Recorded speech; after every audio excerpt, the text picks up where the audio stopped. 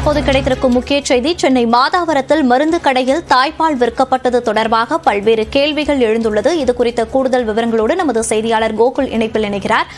வணக்கம் கோகுல், இந்த தாய்ப்பால் விற்பனை தொடர்பாக என்னென்ன நிலவரங்கள் எல்லாம் இப்ப அங்கு நடந்துகிட்டு இருக்கு, விவரங்களை பதிவு பண்ணலாம்.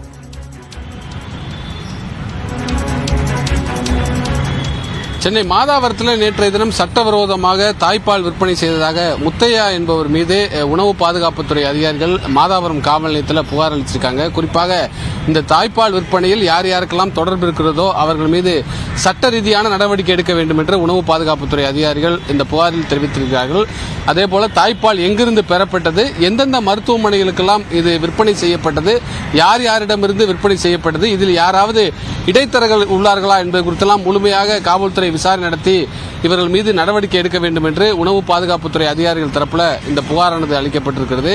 நேற்றைய தினம் பறிமுதல் செய்யப்பட்ட தாய்ப்பால் கிண்டியில் இருக்கக்கூடிய கிங் இன்ஸ்டிடியூட்டுடைய ஆய்வகத்துக்கு சோதனைக்காக ஆய்வு செய்வதற்காக அனுப்பப்பட்டிருக்கிறது. இந்த தாய்ப்பால் உண்மையிலேயே தாய்ப்பால் தானா அல்லது வேறு ஏதாவது அதில் ரசாயனங்கள் கலக்கப்பட்டிருக்கிறதா, அதே போல இது பதப்படுத்தப்பட்ட பாலா, பால் கெட்டு போகாமல் இருக்கிறதுக்கு வேறு ஏதாவது ரசாயனம் கலக்கப்பட்டுள்ளதா என்பது குறித்தெல்லாம் ஆய்வு செய்வதற்காக ஆய்வகத்திற்கு நேற்றைய தினம் பறிமுதல் செய்யப்பட்ட அந்த தாய்ப்பாலானது உணவு பாதுகாப்புத்துறை அதிகாரிகளால் அளிக்கப்பட்டிருக்கிறது. தொடர்ச்சியாக தமிழகம் முழுவதும் தாய்ப்பால் விற்பனை குறித்து கண்காணிப்பதற்கு உணவு பாதுகாப்புத்துறை ஆணையர் உத்தரவு பிறப்பித்திருக்கிறார். மாநிலம் முழுவதும் இருக்கக்கூடிய உணவு பாதுகாப்புத்துறை மாவட்ட அதிகாரிகள் வாயிலாக இந்த தாய்ப்பால் எங்கேயாவது விற்பனை செய்யப்படுவதாக தகவல் இருந்தால் அந்த இடத்திற்கு உடனடியாக சென்று ஆய்வு செய்து உடனடியாக அங்கு நடவடிக்கை எடுக்க வேண்டும் என்ற ஒரு உத்தரவு பிறப்பிக்கப்பட்டுள்ளது. சென்னையை பொறுத்தளவு 18 குழுக்கள் அமைக்கப்பட்டிருக்கிறது. சென்னை மாநகரத்தில் மட்டும் உணவு பாதுகாப்புத்துறை அதிகாரிகள் 18 பேர் கொண்ட அடங்கிய தனித்தனி குழுக்களாக 18 குழுக்களும், திருவள்ளூர் மாவட்டத்தில் 17 குழுக்களும் இந்த தாய்ப்பால் விற்பனை குறித்து கண்காணிப்பதற்கு